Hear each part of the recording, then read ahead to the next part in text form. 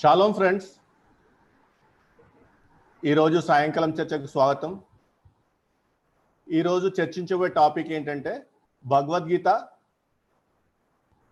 మరియు భగవద్గీత స్త్రీల పట్ల మహాభారతం యొక్క వివరణ, అలాగే స్త్రీల పట్ల హైందవ దేవీ దేవతలకు చెప్పబడుతున్నారు ప్రవర్తించిన తీరు.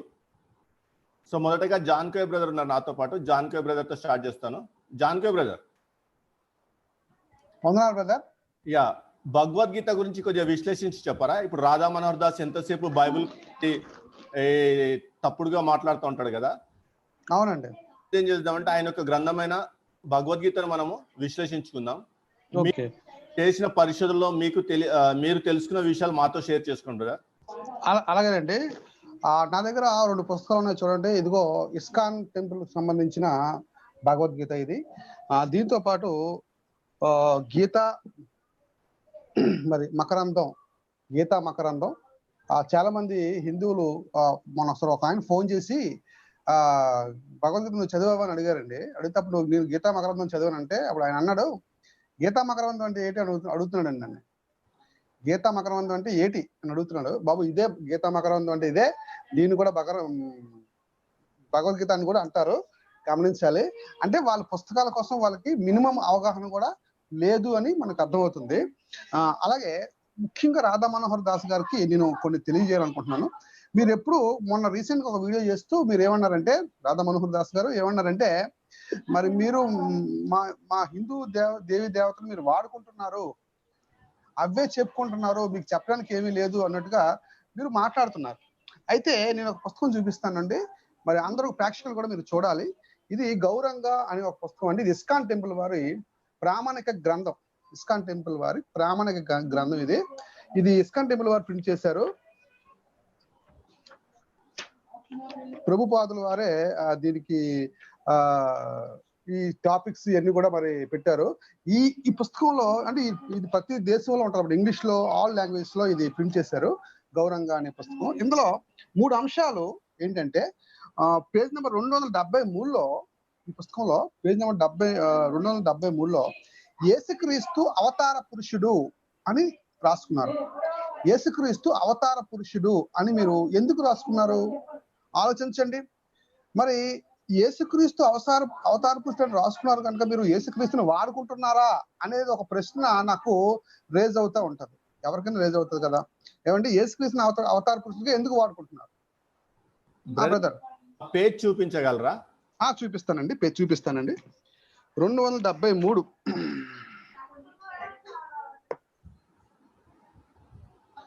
చూడొచ్చు, మీరు అందరూ చూడొచ్చు. Page number 273. అవతార పురుషుడు, యేసుక్రీస్తు అవతార పురుషుడు అని మీరు రాశారు. అలాగే 17, పేజ్ నెంబర్ 17లో అది కూడా చూపిస్తాను. మరి 500 సంవత్సరాల క్రిందట కృష్ణుడు మళ్ళీ పుట్టి ఈసారి అప్పట్లో నల్లగా పుట్టాడట, ఇప్పుడు తెల్లగా పుట్టాడట అండి. అంటే ఫారినర్ లాగా, అంటే ఫారినర్ ఎలా ఉంటుందో అలా పుట్టాడు అనమాట. అంటే ఫారినర్స్ మార్చడానికి ఒక దేవుణ్ణి మీరు సృష్టిస్తారా అనేది మరొక ప్రశ్న నాది. తర్వాత ఇంకో పాయింట్ ఏంటంటే, పేజ్ నెంబరు 185 అండి.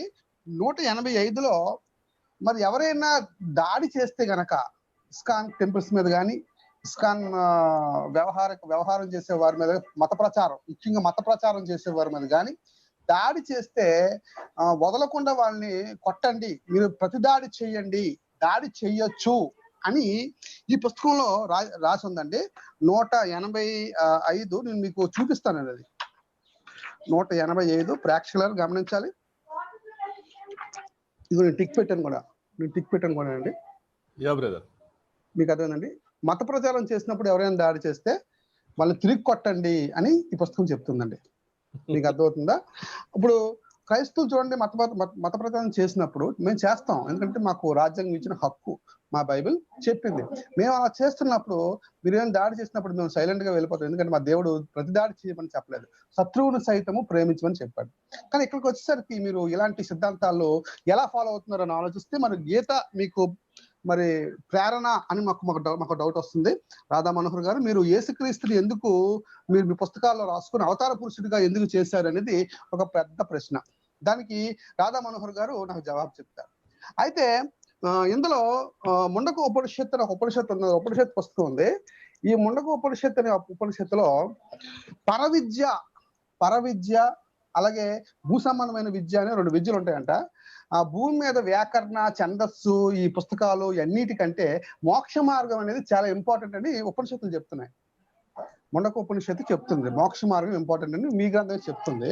మరి ఆ మోక్ష మార్గం చూపించే దేవుడు ఎవరు అని మనం ఆలోచించి, మనం ఒకవేళ మన భగవద్గీత చదివితే కనుక, చాలా మంది అంటున్నారు ముందుకు వచ్చి ఏమంటున్నారంటే, మీరు క్రిస్టియానిటీలోకి వెళ్ళిపోయే ముందు ఒకసారి భగవద్గీత చదవండి, భగవద్గీత చదివితే కనుక మీకు మంచి మార్గం దొరుకుతుంది అని మీరు అంటున్నారు. చాలా మంది వీడియోలు పెడుతున్నారు. బాగుంది, మీ గ్రంథం చదవండి, మోక్ష మార్గం మీరు కనుక్కోండి. నాకైతే మోక్ష మార్గం ఇందులో దొరకలేదు. ఏమండి, దేవుడు ఒక్కడే ఉండాలి మోక్ష మార్గంలో, ఆ ఒక్కడు మాకు దొరికాడు.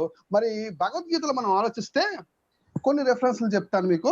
అది నేను గీతా మకరందంలోను, మీరు గీతా మకరందంలో నుంచి అయినా సరే పర్లేదు, లేదా మరి ఇస్కాన్ టెంపుల్ కి సంబంధించిన భగవద్గీతలో సరే మీరు చూసుకోవచ్చు. రెఫరెన్స్ మీరు నేను చెప్తాను, బాగా వినాలి. 3:10లో చాప్టర్ 3:10లో 3వ అధ్యాయం 10లో బ్రహ్మదేవుడు సృష్టికర్తగా ఉంటాడు. భగవద్గీతలో 3:10లో బ్రహ్మదేవుడు సృష్టికర్తగా కనబడతాడు మనకి. అలాగే 5:6లోను, 24లోను 5:24లోను పరబ్రహ్మం సృష్టికర్తగా భగవద్గీతలో కనబడతాడు. అలాగే 9:17లో మరలా కృష్ణుడు కనబడతాడు సృష్టికర్త కింద. అలాగే 11:15లో చాప్టర్ 11:15లో శంకరుడు సృష్టికర్తగా కనబడతాడు. అలాగే 18వ అధ్యాయము 61, 62లో పరమేశ్వరుడు అని రాయబడింది. పరమేశ్వరుడు సృష్టికర్తగా, ఆయన్నే మీరు కొలవండి అని కృష్ణుడే స్వయంగా చెప్పడం మనకి కనబడుతుంది 18వ అధ్యాయము 61, 62లో. ఇంతకీ వీరందరిలో ఎవరు సృష్టికర్త? మరి మోక్ష మార్గం మనం వెతకాలని ఉపనిషత్తులు చెప్తున్నాయి కదా. మరి మోక్ష మార్గం మనకు దొరకాలంటే మన సృష్టికర్త మనకు కావాలి కదా. ఎవరు ఆ సృష్టికర్త అనేది మనకు పెద్ద ప్రశ్నగా కనబడుతుంది. నాకు ఇక్కడ 5 సృష్టికర్తలు నాకు భగవద్గీతలో కనబడుతున్నాయి. అలాగే మరొకటి చూద్దామండి. 7వ అధ్యాయము 20 నుంచి 23 వరకు మనం ఆలోచిస్తే, భగవద్గీతలో ఆలోచిస్తే, అక్కడ ఏమంటాడంటే దేవతల్ని కొలిచేవారు మరి అజ్ఞానులు, వారు మందబుద్ధి చేత వారు కొలుస్తున్నారు, వాళ్ళు కొలడం వల్ల ఉపయోగం లేదు అన్నట్టుగా మాట్లాడుతూ మరి వాళ్ళ అజ్ఞానం చేత వాళ్ళు కొలుస్తున్నారు అంటాడు. అలాగే 9వ అధ్యాయం 23 నుంచి 25 వరకు మనం ఆలోచిస్తే, మరి వాళ్ళందరినీ కొలిచేవారు నన్ను కొలిసినట్లే అంటూనే మళ్ళీ కిందకు వచ్చిన తర్వాత వాళ్ళని కొలడం వల్ల, వాళ్ళని పూజించడం వల్ల ఎటువంటి లాభం లేదు, మీరు దొంగలై ఉంటారు అంటాడు. మీకు అర్థమైందండి.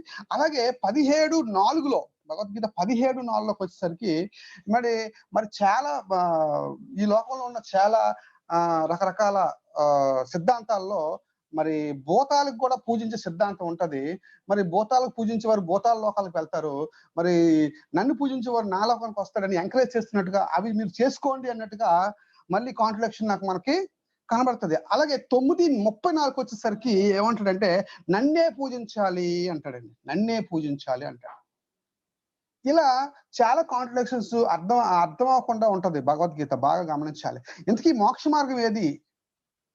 ఏమండి రాధా మనోహర్ గారు, మీరు మోక్ష మార్గం ఏదో క్లియర్ గా భగవద్గీతలో నుంచి సమాజానికి తెలియజేయండి. అలాగే 15వ అధ్యాయము 4, 5లో పరమ పురుషుడు, ఆది పురుషుడు అనే ఒక పురుషుడు మనకి కనబడతాడు. ఈయనెవరో మనకు తెలియదు. ఇతను కృష్ణుడా కాదా అనేది కూడా మనకు డౌటే. పైగా మరొక దగ్గర విచిత్రమైన సంగతి ఏంటంటే, నా భక్తులు ఎలాగుంటారో చెప్పాడు అక్కడ 9:20లో, సోమరసం తాగి యజ్ఞాలు చేసేవారు నా భక్తులు అంటాడు.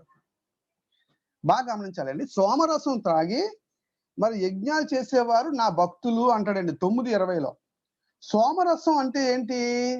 అప్పట్లో మరి వేదాల్లో మనకి స్వామి వివేకానంద గారు కూడా హిందూ మతం అనే పుస్తకంలో ఏం రాశారంటే, సోమరసం అంటే మత్తు పానీయము. ఇప్పుడు మందు ఎలాగో అప్పుడు అది ఎలాగనమాట. అంటే మందు తాగేవారు అందరూ కూడా మరి కృష్ణుడి గారి భక్తులా అనే ఒక ప్రశ్న మనకి ఖచ్చితంగా వస్తుంది. దీన్ని బట్టి, ఈ రెఫరెన్స్ బట్టి వస్తుంది. అలాగే 4వ అధ్యాయము 33లో పైన యజ్ఞాలు చేయాలి అంటున్న కృష్ణుడే ఇక్కడికి వచ్చేసరికి యజ్ఞాలు చేయకూడదు, జ్ఞాన యజ్ఞమే చాలా ఇంపార్టెంట్ అంటాడు. మళ్ళీ కాంట్రడిక్షన్ మళ్ళీ దీనికి కూడా. దీనికి కూడా మళ్ళీ కాంట్రడిక్షన్ మనకు కనబడుతుంది. అంటే యజ్ఞాలు చేయాలని ఒకసారి అంటాడు, యజ్ఞాలు చేస్తే ప్రాబ్లం అని మరొకసారి ఆయన అంటాడు. ముఖ్యంగా మూడో అధ్యాయము 10-13 వరకు చదివితే గనక దేవతల్ని మీరు పూజించండి, ఒకళ్ళు పూజించినా సరే మీకు ఉపయోగం ఉండదు, దేవతలు మీ కోరికలన్నీ తీరుస్తాడు. మీ కోరికలన్నీ ఎవరు తీరుస్తారంటే దేవతలు. ఈ సకటి ఎంతమంది ఇద్దరు దేవతలు ఉన్నారు, వీళ్ళందరూ మీ కోరికలు తీరుస్తారు. కానీ చివరికి మీ బ్రతుకు ఒక దొంగ వలె అయిపోద్ది, అజ్ఞానంలోనే మీరు బ్రతకాల్సి ఉంటది, ఎంతమందిని పూజించినా వ్యర్థమే, నన్ను మాత్రమే పూజించాలి అంటాడు.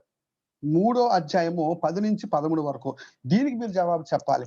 అలాగే మరి 16వ అధ్యాయం మోస్ట్ ఇంపార్టెంట్. ఇది 16వ అధ్యాయము 18-20 వరకు మనం గమనించినట్లయితే, నన్ను పూజించని వాడు నేనేం చేస్తానంటే మరి పాప యోనుల్లో జనులను పుట్టిస్తాను. పైగా ఇక్కడ పదం వాడండి, అసురు సంబంధమైన నీచ జన్మలోకి నేను వారిని తోసేస్తాను అని కూడా అంటాడండి. నీచ జన్మలోకి తోసేస్తాడు ఆయన నమ్ముకోపోతే. నన్ను నమ్ముకోకపోతే నరకానికి పంపిస్తాను. ఎన్ని పదాలు ఉన్నాయంటే ఈ బాగా గమనించాలి ప్రేక్షకులారా. మీరు కావాలంటే మీరు ఇస్కాన్ చిన్న బుక్ అయినా సరే పర్లేదు, మీరు చిన్న బుక్ మీరు పంచుతారు కదా, ఇస్కాన్ టెంపుల్ వాళ్ళు పంచుతారు, ఈ పుస్తకాన్ని పంచుతారు.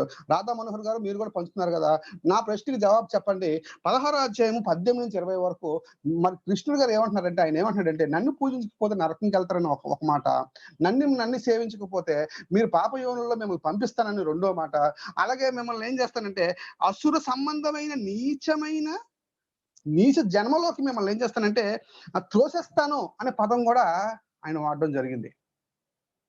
అంటే ఇప్పుడు శూద్రులు కానివ్వండి, అసురు దాన్ని ఏమంటారంటే మరి కింద వర్గం వారందరూ కూడా మరి ఇలాగే పుట్టారా అంటే ఆయన్ని పూజించలేదు కనుక వీరు పుట్టారా అనేది ఒక డౌట్ వస్తుంది కదండి సమాజానికి. కనుక ఒక క్లారిటీ ఇవ్వండి, సమాజానికి ఒక క్లారిటీ ఇవ్వండి, ఎవరు మోక్ష మార్గం, ఏది మంచి మార్గం అనేది క్లారిటీ ఇవ్వండి. సార్ చెప్పండి సార్, ఇది మధ్యలో చేయొచ్చారు. ఇప్పుడు ఈ చెప్పండి. వైట్ కలర్ లో పుడతాడు కృష్ణుడు అంటారు కదా, అవునండి. భాగమా లేకపోతే అది సపరేట్ అవుతారమ్మా వాళ్ళ కోసం? సపరేట్ అవుతారు అండి, అంటే ఫారినర్స్ కోసం స్పెషల్ గా పుట్టించారండి. ఇస్కాన్ వాళ్ళు పుట్టించారు. అంటే నాకు తెలిసి అప్పుడు ఆర్జులు కూడా బ్లాక్ వారిని మార్చడానికి, అంటే మనల్ని మన బ్లాక్స్ కదా, అంటే మనం అసురుల కింద వస్తాం కదండి, ద్రవిడ జాతి. ఈ ద్రవిడ జాతి బ్లాక్ గా ఉండడం చేత కృష్ణుని వైట్ గా తయారు చేసినట్టు అమెరికా వాళ్ళు మార్చడానికి, ఇంగ్లాండ్ వాళ్ళు మార్చడానికి, ఆస్ట్రేలియా వాళ్ళు మార్చడానికి, రష్యా వాళ్ళు మార్చడానికి, మరి వీళ్ళందరూ తెల్లగా ఉంటారు కదా, కనుక ఏం చేశారంటే తెల్లగా కృష్ణుని పుట్టించారేమో అని ఒక ప్రశ్న పుట్టించారు. అందుకే ఈ పుస్తకం రాశారు. కావాలంటే మీరు ఇస్కాన్ టెంపుల్కి వెళ్ళి ఈ పుస్తకాన్ని అడగండి, దీని పేరు గౌరంగ.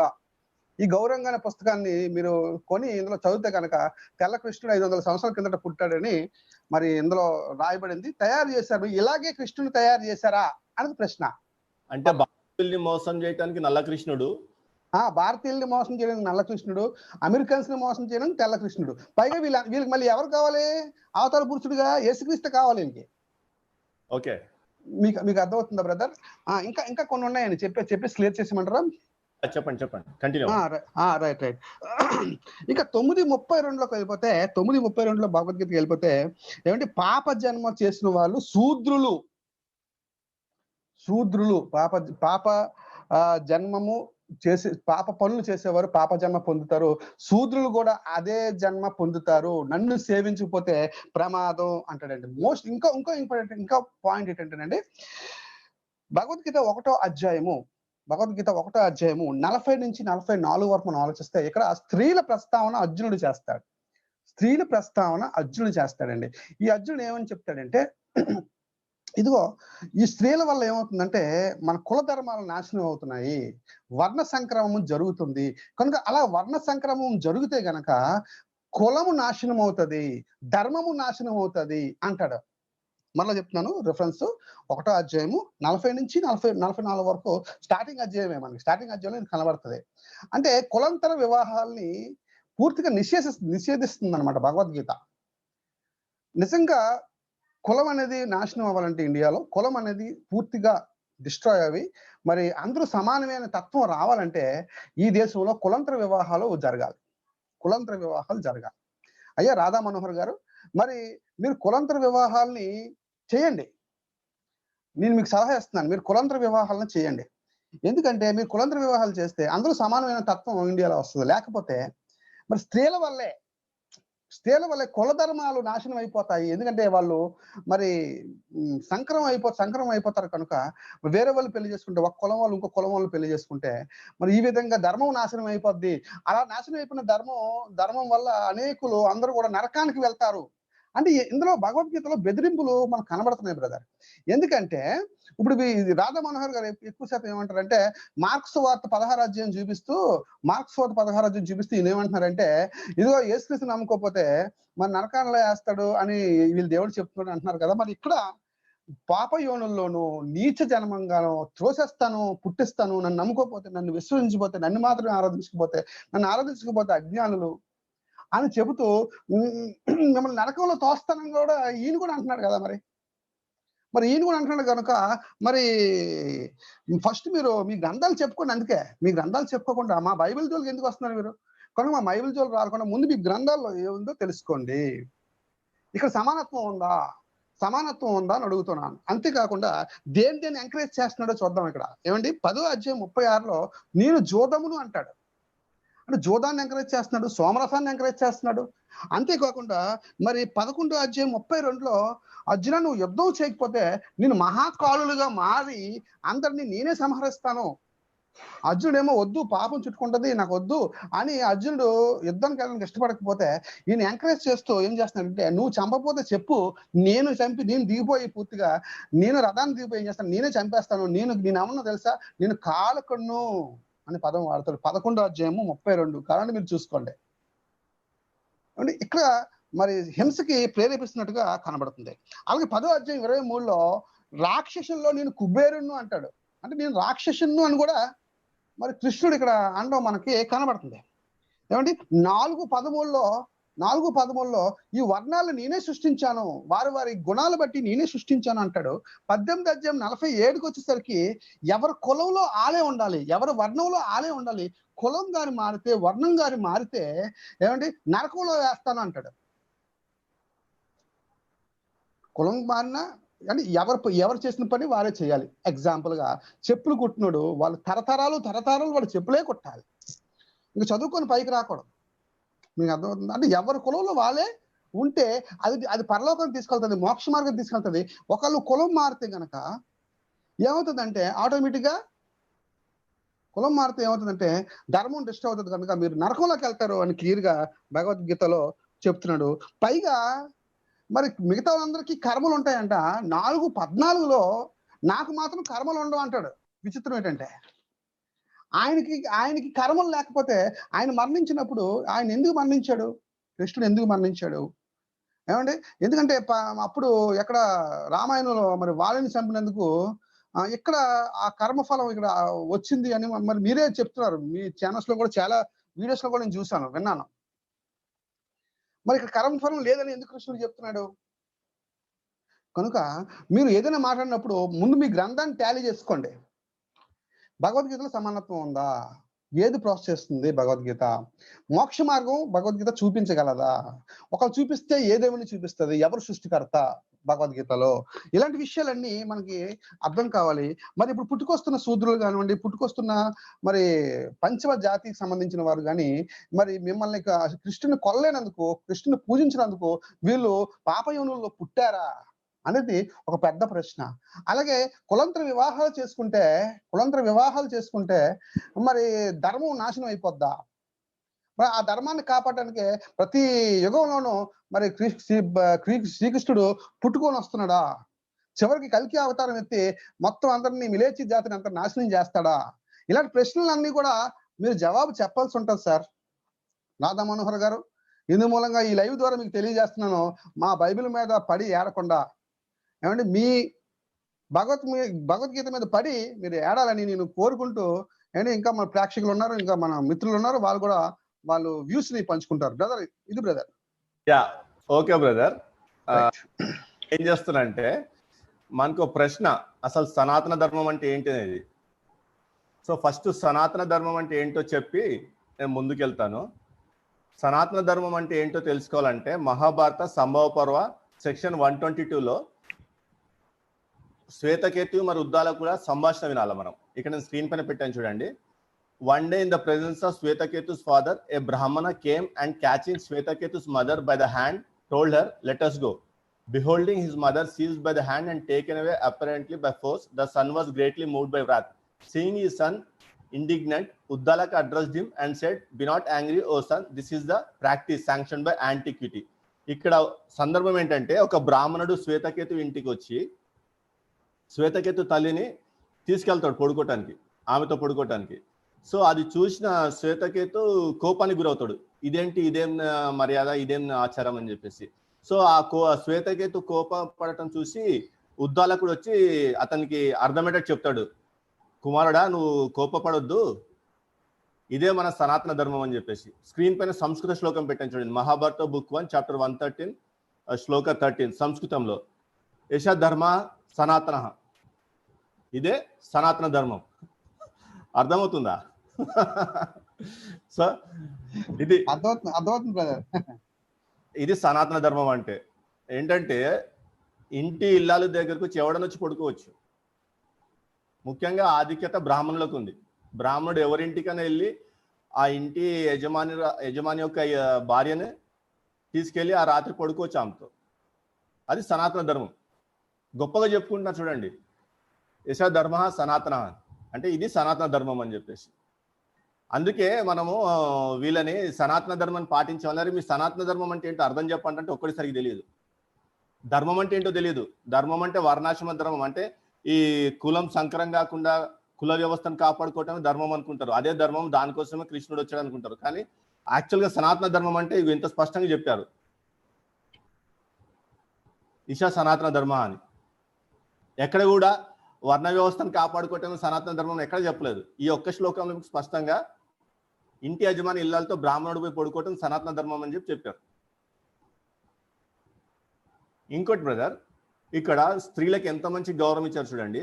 ది మహాభారత అనుశాసన పర్వ సెక్షన్ 40లో స్త్రీ గురించి వివరిస్తూ, she is the sharp edge of the razor, she is poison. ఆమె అంటే ఒక కత్తి లాంటిదని, sharp edge of the razor. She is poison, ఆమె ఒక విషం అని. షీ ఈస్ ఎ స్నేక్, ఆమె ఒక సర్పం అని. షీ ఈస్ ఫైర్, ఆమె ఒక అగ్ని అని. She is virally all this united together. It has been heard by us that all persons of the human race are characterized by righteousness and that they in course of natural progress and improvement attain to the status of deities. పూర్వం ఎలా ఉండేదంటే, మనుషులందరూ మంచి ప్రవర్తన కలిగి దైవత్వం పొందుకునే స్థాయికి ఎదిగారు.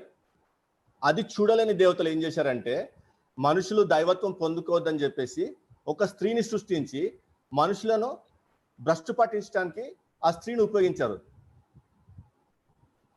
అందుకే స్త్రీని సృష్టించారని చెప్పి రాసుకున్నారు. అలాగే మహాభారత అనుశాసన పర్వ సెక్షన్ 40లో నేను కంటిన్యూషన్ చదువుతాను. Tempted by the desire of enjoyment they began to pursue persons of the other sex. The puset lord of the deities created wrath as the companion of lust. Persons of the male sex yielding to the power of lust and wrath sought the companionship of women. Women have no special act prescribed for them. స్త్రీలకు వేరే పని ఏం లేదు స్పెషల్గా. వీళ్ళు ఏంటంటే దైవత్వం పొందుకునే స్థితికి వచ్చిన మనుషులను మార్గభ్రష్టం చేయాలా, వారు నాశనం పట్టించాలా, అదే వారికి ఉన్న పని. అలాగే Srimad Bhagavatam Canto 9 chapter 14 verses 36 to 38 చూస్తే, ఒక ఆడదానితో ఇంకొక ఆడదాని యొక్క వ్యక్తిత్వాన్ని ఎంత చండాలంగా చెప్పించారంటే, ఇక్కడ మాట్లాడుతుంది ఊర్వశి, ఒక స్త్రీయే మాట్లాడుతుంది. ఒక స్త్రీతో స్త్రీ యొక్క వ్యక్తిత్వాన్ని ఎంత చండాలంగా చెప్పించారంటే అంత చండాలంగా చెప్పించారు. ఇక్కడ the heart of a woman is like that of fox, అంటే జిత్తుల్మార్ నక్క వంటిది. There is no use making friendship with the woman. స్త్రీలతో సహవాసం చేయడం ఎటువంటి ఉపయోగం లేదు.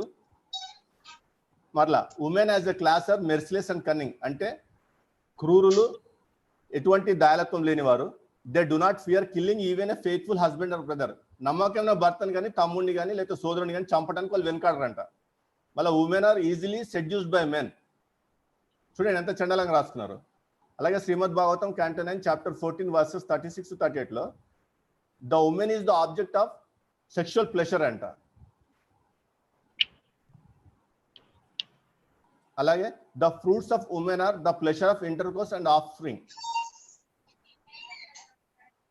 బ్రదర్ మీరు మ్యూట్లోకి వెళ్ళరా? మీరు మ్యూట్ చేసుకోండి. బ్రదర్ నేను ఆల్రెడీ మ్యూట్ లో ఉన్నానండి. ఓకే, క్రాంతి బ్రదర్ దగ్గర అనుకుంటా. సో వీళ్ళు స్త్రీల గురించి ఇంత చండలంగా రాసుకున్నారు. సౌండ్ లేదండి. ఇంకొక విషయం ఏంటంటే ఈయన స్వామి బాలేందు అని ఈయన ఏం రాస్తున్నాడంటే rape is nothing rare in Hindu scriptures but instead of being condemn it is gods who do it. Hindu scriptures ask you to worship gods like Vishnu, who cheated Vrinda into having sex with him, and Indra, the king of heaven. So a rapist god should be worshipped because he is great, big and powerful. The woman who was raped by Indra, however, Ahalya was cursed by her husband and turned into stone. చూడండి, ఆయన క్రైస్తవుడు కాదు, ఒక హిందువే, ఒక స్వామీజీ. ఆయన Facebook page అవన్నీ పెట్టాను. ఆయన స్పష్టంగా రాస్తున్నాడు మా దేవుళ్ళే రేపిస్టులు అని చెప్పేసి, అటువంటి వాళ్ళని మేము పూజించాలని చెప్పేసి. మళ్ళీ ఈ Swami Prabhupada, founder of ISKCON, ఈయన ఏం చెప్తున్నాడంటే it is fact that a woman likes a man who is very expert at rape అంట. ఎంత చండలంగా రాస్తున్నారు స్త్రీ గురించి. Generally when a woman is attacked by a man whether her husband or some other man she enjoys the attack being too lusty అంట. ఒక స్త్రీని ఎవరన్నా ఆ రేప్ చేయడానికి అటాక్ చేస్తే ఆ స్త్రీ దాన్ని ఎంజాయ్ చేస్తుంది అంట. ఏమైనా ఉందా? ఈ ఇస్కాన్ వాళ్ళు, ఈ రాధా మనోహర్ గారికి అసలు మైండ్ ఉందో లేదో, ఆడేం మాట్లాడతారో తెలియదు, కానీ ఇస్కాన్ మొత్తము సెక్స్ స్కాండల్సే. ఇస్కాన్ డెవలప్ అయింది అమ్మాయిలు ఎరగవేసి డెవలప్ అయ్యారు, లేదా డ్రగ్స్ ని ఎరగవేసి డెవలప్ అయ్యారు కదా తప్పితే ఒక మోక్ష మార్గాన్ని చూపెట్టో లేకపోతే ఒక దేవుణ్ణి, నిజమైన దేవుడిని ప్రకటించే డెవలప్ అవ్వాలా. ఫారిన్ కంట్రీస్ లో వాళ్ళకి అనుకూలంగా ఒక గౌరంగ క్యారెక్టర్, అతను చైతన్య అనుకుంటా, చైతన్య ప్రభు అనుకుంటా ఆ క్యారెక్టర్ పేరు, ఆ క్యారెక్టర్ సృష్టించారు. ఎట్ ది సేమ్ టైం ఎక్కడ కూడా స్క్రిప్చర్స్ లో లేని హైందవ గ్రంథాలు ఎక్కడ కూడా మనకు రాధా గురించి తెలియదు. ఏమంటారు జాన్కోయ్ బ్రదర్? అవును అవును అవును బ్రదర్, ఆ క్యారెక్టర్ పురాణాల్లో సృష్టించారు అంటారండి. అవును, రాధా అనే క్యారెక్టర్ మనకు మహాభారతంలో కనపడదు, భగవద్గీతలో కనపడదు, ఎక్కడ అసలు కనపడదు. అవును, ఇస్కాన్ వాళ్ళు వచ్చేసి ఆ క్యారెక్టర్ ఎలివేట్ చేశారు. రాధా అనే క్యారెక్టర్ కి ఇంపార్టెన్స్ ఇచ్చి ఆ క్యారెక్టర్ ఎలివేట్ చేశారు. మరి రాధా అంటే ఎవరు? ఆయనకు మేనత్త, అంటే వ్యభిచారాన్ని ప్రోత్సహిస్తున్నారు ఇండైరెక్ట్ గా. ఈ ఆర్ఎస్ఎస్ వాళ్ళ తత్వం ఏంటి? ఓ స్త్రీ అంటే drag women by hair, rape. ఒక స్త్రీకి హిందూయిజం గురించి నేర్పించాలంటే ఆమెను రేప్ చేయాలంట, అప్పుడు ఆమె హిందూయిజం గురించి నేర్చుకుంటుందంట. ఇవన్నీ పేపర్ కటింగ్స్ నేను పెడుతుంది.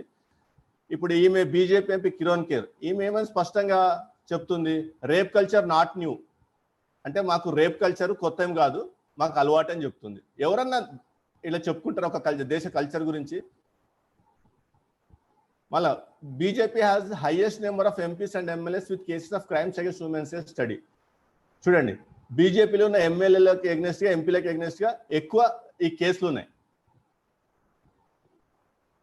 వీడి గురించి అందరు తెలిసిందే, చిన్మయానంద, వీడి గురించి ప్రత్యేకించి చెప్పక్కర్లేదు. వీడు వాళ్ళ స్వామీజీలు, వీడు ఎందుకురా మీరు అమ్మాయిలు అంత చండాలంగా చేస్తున్నారంటే మేము శ్రీకృష్ణ పరమాత్మని అవతారము, అందుకే మేము అమ్మాయిలతో ఈ విధంగా చేస్తున్నామని చెప్పుకుంటున్నారు. ఇదిగోండి, వీడొక స్వామీజీ. కృష్ణునిలాగా వీడి కూడా 16,000 మంది అమ్మాయిలతో సంబంధం పెట్టుకోవాలంట. వీడు కూడా బ్రహ్మజ్ఞానులకు రేప్ పాపం కదంట. ఆసారం బాపు, వాడి కొడుకు కూడా స్త్రీని అమ్మాయిలను రేప్ చేసి జైల్లో ఉన్నాడు. ఇదిగో వీళ్ళంతా పెద్ద పెద్ద గురువులు, అందరూ కూడా రేప్ కేసులలో లోపుతున్నారు. భారతదేశంలో ఇన్ని రేప్ కేసులు ఉంటాయి, ఎవరు సాధారణ మానవులు చేసినవి కాదు. ఈ ఆశ్రమాలు పెట్టి గురువు అవతారం ఎత్తి, బాబా అవతారం ఎత్తి వాళ్ళు చేసిన రేప్ కేసులు బోల్డ్ అని చెప్పగలం ఇట్లా డైలీ. ప్లస్ ఇండియా నెంబర్ 1 స్థానంలో ఉంది. ఈ మహానుభావుడి గురించి చెప్పాలి కాసేపు. స్వామి దయానంద సరస్వతి ఏం రాస్తాడంటే Satyartha Prakasha chapter 4 page number 103లో, if a man not be able to control his passions while his wife and she is pregnant, he may contract niyoga with a widow and beget offspring and her, but let him never misconduct himself with a prostitute commit adultery.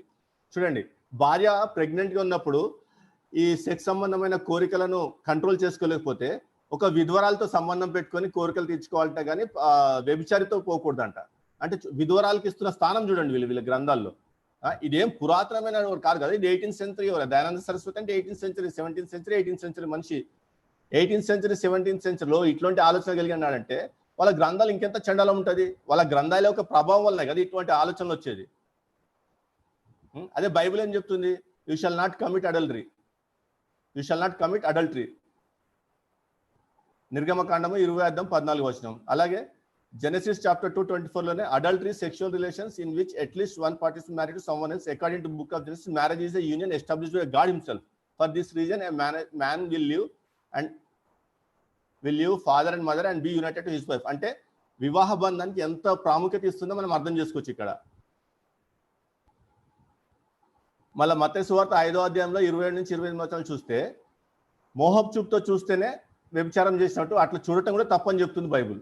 వీళ్ళేమో అసలు ఇంత దారుణంగా చెప్తున్నారు స్త్రీ గురించి. ఇదే స్వామి దయానంద సరస్వతి సత్యార్థ ప్రకాశము chapter 4లోని page number 96-97 ఏమంటాడంటే, విధ్వరాలు పునర్వివాహం చేసుకుంటా మంచిది కదంట. విధ్వరాలు పునర్వివాహం చేసుకోవద్దంట. కానీ విధ్వరాలంట ఇతరులతో నియోగ కాంట్రాక్ట్ లో పాల్గొని పిల్లల్ని కానీ వచ్చంట. చూడండి ఎంత చండాలంగా రాసుకున్నారు. బైబిల్ ఏం చెప్తుంది? మొదటి కొరింథీ రాసిన పత్రిక 7వ అధ్యాయం 39 a wife is bound to her husband as long as he lives, but if her husband dies she is free to be married. అంటే విధ్వరాలు పునర్వివాహం చేసుకోవచ్చు అని చెప్తుంది. కానీ వాళ్ళ గ్రంథాలలో చెప్పట్లేదు పునర్వివాహం చేసుకోవటం తప్పు, నియోగ పద్ధతి ద్వారా పిల్లల్ని కనాలని చెప్తుంది.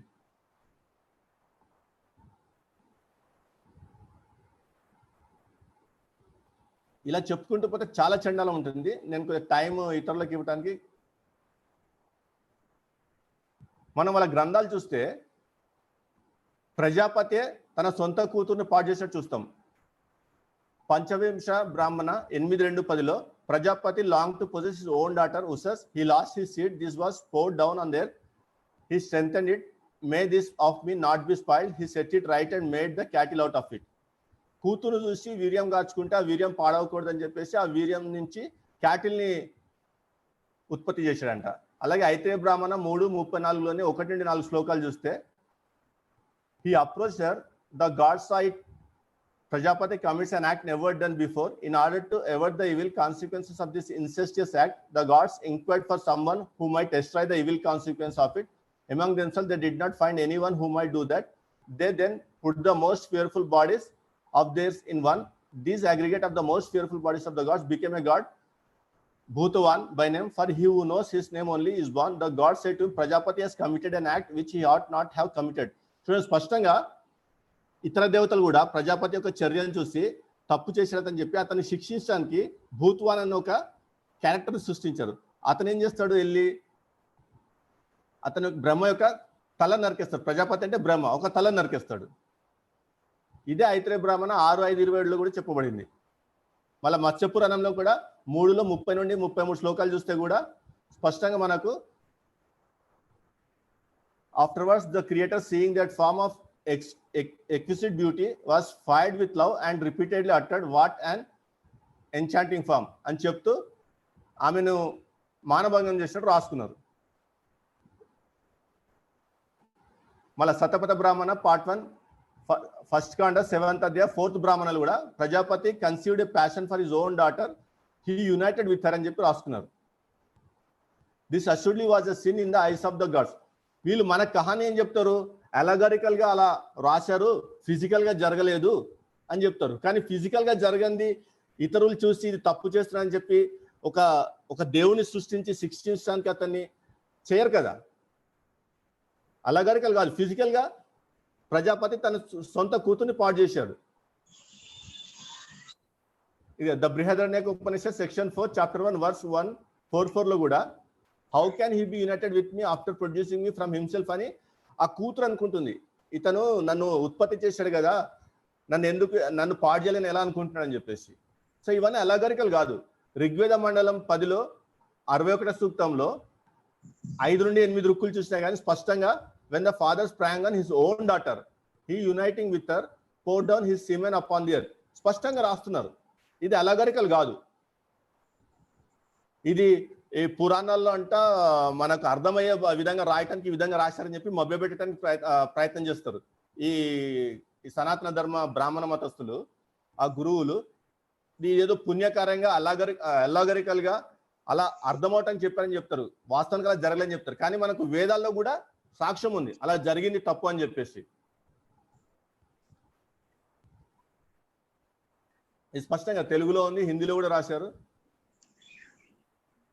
ఇంకా చూడండి స్కంద పురాణ 5:3-136 నుంచి చూస్తే ఇక్కడ there was a Brahmana named Gautama who was like another Brahma. He was endowed with truthfulness and pity. He was engrossed in the Vanaprastha stage of his life. His blessed wife named Ahalya was very famous in all the 3 worlds as a woman endowed with beauty and prime of youth. Satkar to Indra, the king of Devas, was infatuated by exceptional beauty of Ahalya. ఇంద్రుడు అహల్య యొక్క భర్త రూపంలో వచ్చి అహల్యను మానభంగం చేసి పాడు చేసిన సందర్భం ఇది. ఇదే స్టోరీ బ్రహ్మపురాణ గౌతమ మహాత్మ పార్ట్ 4:16లోని 39-44 వర్సెస్ లో కూడా చూస్తాం. అలాగే మహాభారత 12లోని 343లోని 19-50 శ్లోకాలు కూడా ఈ వృత్తాంతం గురించి చూస్తాం మనం. బ్రహ్మాండ పురాణ 1, 2, 27, 23లో కూడా చూస్తాం. అంటే వీళ్ళ గ్రంథాల్లో ఇతరుల భార్యను మోహించి ఆ భర్తల రూపంలో వెళ్ళి దేవుళ్ళే రేప్ చేస్తున్నారు. ఇంత చండాలంగా రాస్తున్నారు. ఇదిగోండి ఇది విష్ణు గురించి శివపురాణ రుద్ర సంహిత 2 యుద్ధకాండ 5 చాప్టర్ 23లోని 36-46 శ్లోకాలు చూస్తే once at the end of the sexual intercourse she realized that it was Vishnu. Vrinda rebuked him angrily and spoke thus. ఇప్పుడు నేను కర్మను కాదు నా కర్మను లేవని చెప్తున్నాడు కదా కృష్ణుడు భగవద్గీతలో. ఇక చేసిన పాపానికి అవతారం అది. మరి దీని కర్మను అక్కడ అనుభవిస్తున్నాడు. అవును, మరి అది అబద్ధం అంటారు. అది అబద్ధం అనే కదా అర్థం.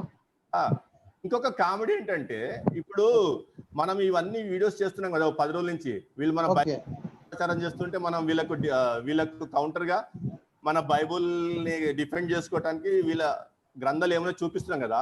వీళ్ళు ఎంత మభ్య పెట్టుకుంటున్నారంటే వాళ్ళు చదివేటి ప్రామాణిక గ్రంథాలు కాదంట. అంటే మనం చదివేటి ప్రామాణిక గ్రంథాలు కాదంట, మనం చూపించేటి ప్రామాణిక గ్రంథాలు కాదంట. వాళ్ళు చెప్పేది ప్రామాణిక గ్రంథాలా? ఇప్పుడు మా అయితే గీతా ప్రెస్ తీసుకొస్తున్నారు. గీతా ప్రెస్ తర్వాత గోరఖ్పూర్ వారు అదే అంటున్నారు. కాదు, మనము ప్రామాణిక గ్రంథాలు కాకపోతే ఇంత ధైర్యంగా అవునవును చూపిస్తున్నాం కదా మనం.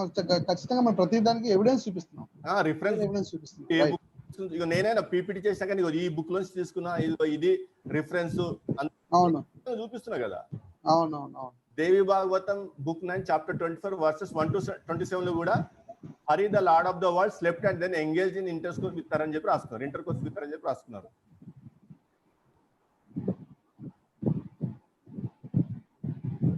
ఇక్కడ Shiva shamelessly went to the pine forest and seduce the wives of sages. శివుడు స్వయంగా వనానికి వచ్చి ఆ ఋషుల భార్యలని రెచ్చగొట్టిన విషయం సందర్భం ఇది.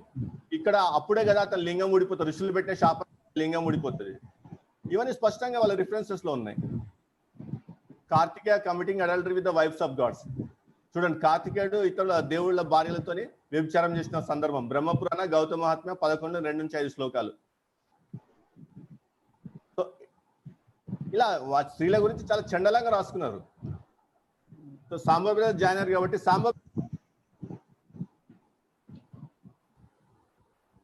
బ్రదర్ ఇంకా సహోదరులకు ఎవరికైనా ఇవ్వండి, నేను లాస్ట్ లో మాట్లాడతాను. యా, క్రాంతి బ్రదర్ ఉన్నారు. క్రాంతి బ్రదర్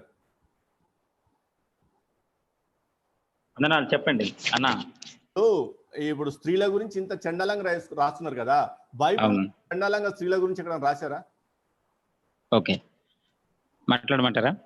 చెప్పండి.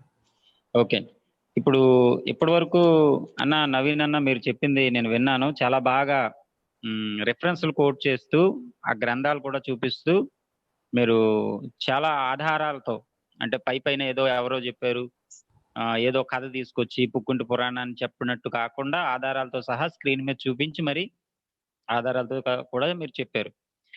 అయితే ఒక మాట, ఇప్పుడు మీరు లాస్ట్ టైంలో మీరు అనుకున్న మాట, వాళ్ళు ఇవన్నీ చూపించినా సరే మీరు చెప్పిన ఆ గ్రంథాలు ప్రామాణికం కాదు అని అంటున్నారని చెప్పారు కదా. ఇప్పుడు ప్రామాణికం కానప్పుడు వీళ్ళు ఏం చేస్తున్నారు? ఈ గ్రంథాలన్నింటినీ బ్యాన్ చేయాలి కదా. ప్రమాణం కానప్పుడు సనాతన ధర్మాన్ని కాపాడుకోవడానికి ఉద్ధరించడానికి బయటకు వచ్చారు కదా వీళ్ళందరూ. మరి ఆ సనాతన ధర్మాన్ని కాపాడుకునే ఈ ఉద్ధరించే ఈ మహానుభావులందరూ ఈ గ్రంథాలన్నింటినీ బ్యాన్ చేయించేయాలి కదా. ఇవి ప్రమాణం కానప్పుడు వీళ్ళ వల్ల అవుతుందా ఈ గ్రంథాలన్నింటినీ బ్యాన్ చేయించడం? అంటారు వాళ్ళని కాదు, ముట్టుకొని. వాళ్ళ వల్ల కాదు. ఎందుకంటే అసలు అవే ప్రామాణికం. వాటిని కాకపోతే ఇప్పుడు కరుణాకర్ బైబిల్ దేవుని నిజ స్వరూప స్వభావాలని చెప్పేసి బుక్ రాశాడు. ఏంటి, ప్రచారకులు దాచిపెడుతున్న బైబిల్ దేవుని నిజ స్వరూప స్వభావాలు. అసలు దాచిపెట్టింది ఎవరు ఇప్పుడు స్పష్టంగా అర్థమైపోతుంది. ఇప్పుడు అసలు ఆ గ్రంథాల్లో ఉన్నాయి దాచిపెట్టింది ఎవరు? బైబిల్ ఎవరు దాచిపెట్టలేదు. ఎందుకంటే ఇప్పుడు మీరు చెప్పిన పుస్తకాలు, మీరు చెప్పిన పేర్లు మీకు తెలిసినవి, కానీ హిందూ సహోదరుల్లో 90% మందికి ఆ పుస్తకాలు ఉన్నాయన్న విషయం కూడా కొంతమందికి తెలియదు. అసలు అందులో ఏముందనేది పక్కన పెడితే, అందులో అసలు అలాంటి పుస్తకాలు అంటూ ఉన్నాయి, ఇలాంటి చరిత్రలు అంటూ ఉన్నాయని 90% హిందువులు కూడా ఖచ్చితంగా తెలియదు నన్ను అడిగితే. అవును, అవును. అంటే ఇప్పుడు ఖచ్చితంగా దాచిపెట్టింది ఎవరు?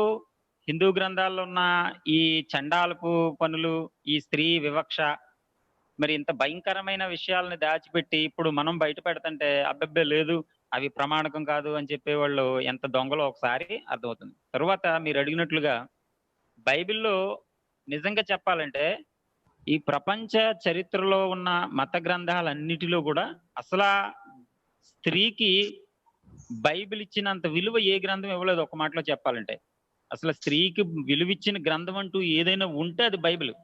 ఈ కరుణాకర్ గట్టిగా చూపిస్తే ఆ ద్వితీయోపదేశ కాండంలోకి, సంఖ్యాకాండంలోకి వెళ్ళిపోయి 1-2 వచనాలు ముక్కు మీద పెట్టుకుని వస్తాడు. ఇక మిగతా చరిత్రలో అసలు బైబిల్లో ఆదికాండం నుంచి ప్రకటన గ్రంథం వరకు ఏముందో ఇతను పట్టించుకోడు. అసలు ఇదే బైబిల్ గ్రంథంలో స్త్రీకి దేవుడు ఎంత విలువ ఇచ్చాడు అనేది మరి ఇతను కళ్ళకి కనబడలేదా ఏంటో నాకు అర్థం కాదు. ఒక ఎస్తేరు ఏమండి, ఇంకా బైబిల్ గ్రంథంలో ఇప్పుడు ఉదాహరణకి ఒక మాట, ఒక సందర్భం తీసుకుంటే బైబిల్లో స్త్రీకి ఎంత విలువ ఇచ్చాడో, అబ్రహాంకి తన రెండో భార్య హాగరుని పంపించేయాలా లేదా అనే విషయంలో దేవుణ్ణి అడిగితే దేవుడు అంటాడు, నీ భార్య చెప్పిన మాట నువ్వు విను అంటాడు. అంటే స్త్రీని మీరు చూపించిన ప్రకారంగా ఈ గ్రంథాల్లో, ఐదవ గ్రంథాల్లో స్త్రీని ఒక మూల పడేశారు.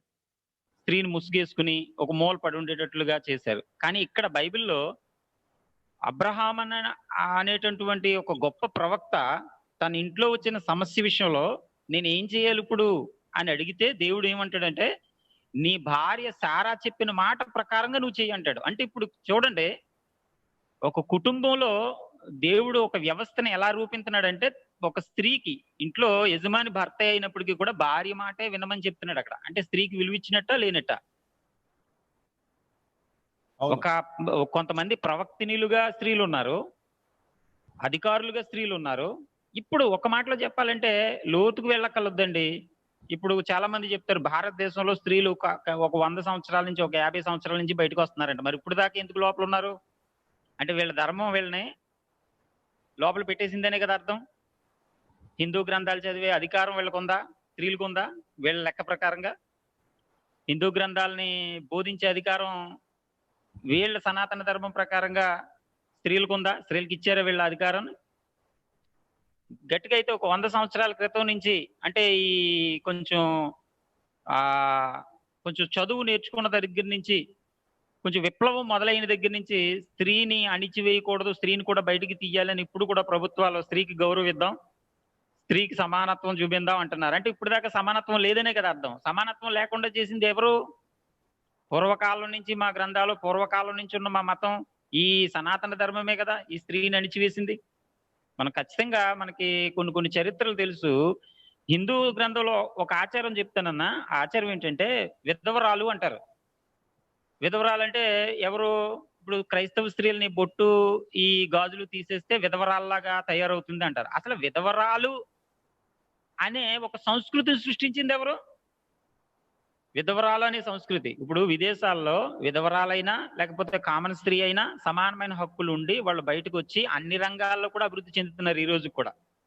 కానీ భారతదేశంలో మాత్రం భర్త చచ్చిపోయిన స్త్రీ బొట్టు తీసేయడం, గాజులు తీసేయడం, ఆమెకు ఒక ముద్ర వేసేసి ఆమెని బయటికి రాకూడదు, ఎదురొస్తే శాపం, ఏదైనా శుభకార్యాలకు వస్తే పాపం అన్నట్లుగా ఇప్పుడు ఈ సంస్కృతి బైబిల్లో పుట్టిందా లేకపోతే హిందూ సనాతన గ్రంథంలో పుట్టిందా?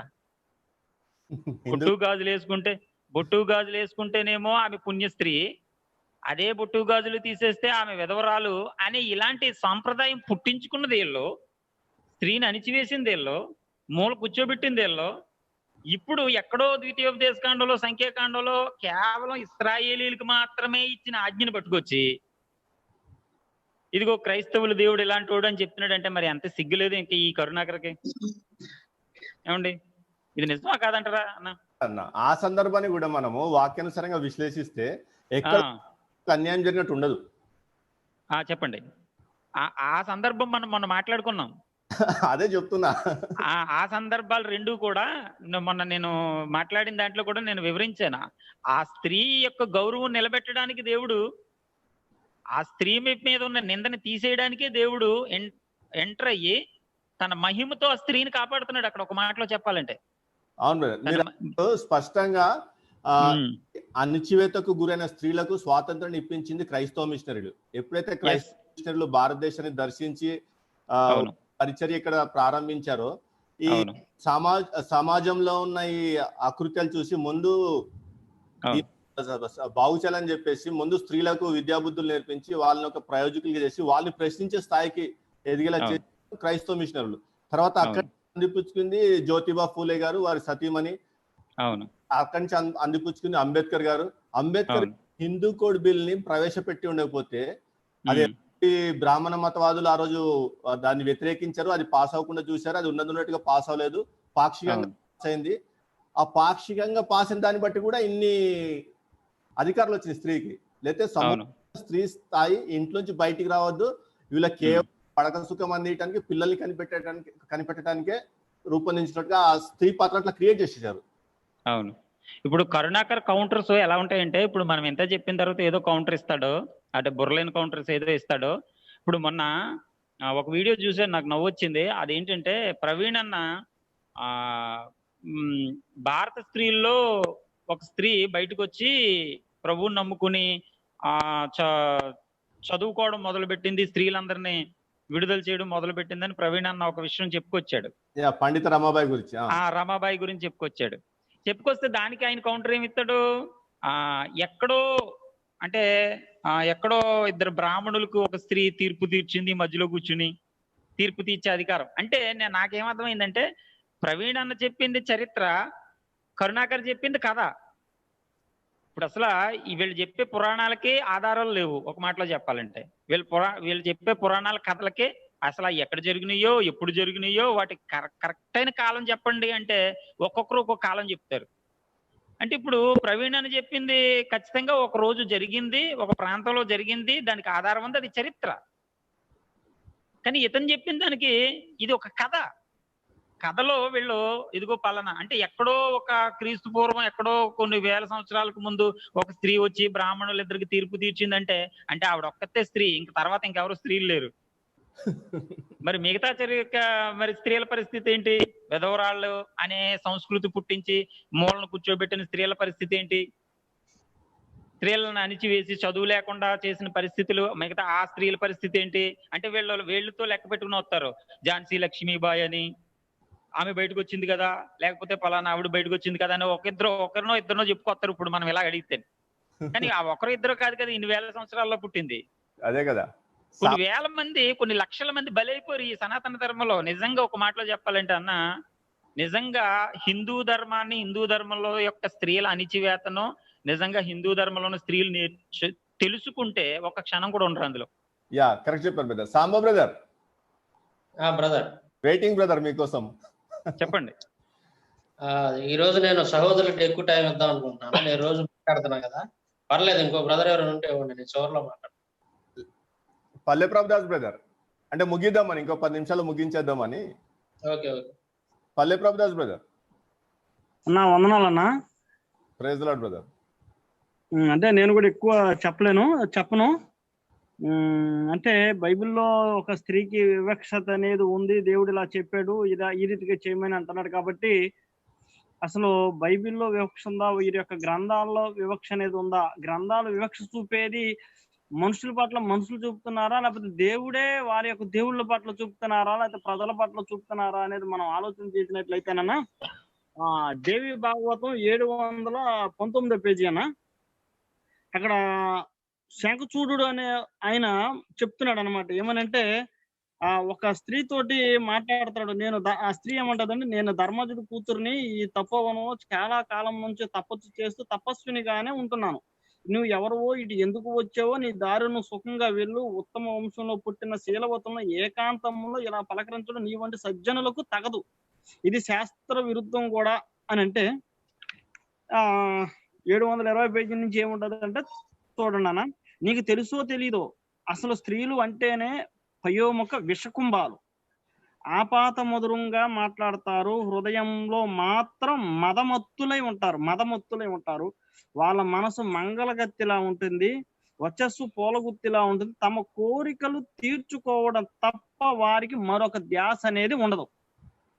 ఇంకా ఏమని ఉండదు, పని ఉంది అంటే స్వామికి వశవర్తినులై ఉంటారు, పని తీరిపోయిందంటే తల ఎగరేస్తారు. హృదయంలో మాలిన్యము, ముఖంలో మాటల్లో ప్రసన్నత వీరి లక్షణం. పురాణగాథలు చూడు, స్త్రీలు చరిత్ర ఎంత దూషితాలవుతాయో అని అంటుందన్న. పురాణ చరిత్రలు అనేవి ఎంత దూషితాలవుతాయో తెలుస్తాయని. అటువంటి స్త్రీలను తెలివైన వాడు ఎవడు నమ్మడు, అంటే వాడు మూర్ఖుడయ్యన్నా అయి ఉండాలి అని అంటున్నారు. ఇంకా వీళ్ళు ప్రదర్శించే ప్రాతిపత్యం అంతా కేవలం బాహ్య అంబరమే. ప్రయత్నపూర్వకంగా ఆ ప్రదర్శన చేస్తారు. మనసులో నిరంతరం కామవాంఛలే. బాహ్య శరీరాన్ని లోకం కన్ను కప్పడానికి పాతివ్రత్యంతో ఖేదపరుచుకుంటూ అంతరంగంలో మదన క్రీడలు సాగిస్తుంటారు. రహస్యంగా ప్రియుడి మీదకి పువ్వులు రువ్వుతూ బహిరంగంలో సిగ్గిరతను నటిస్తారన్న.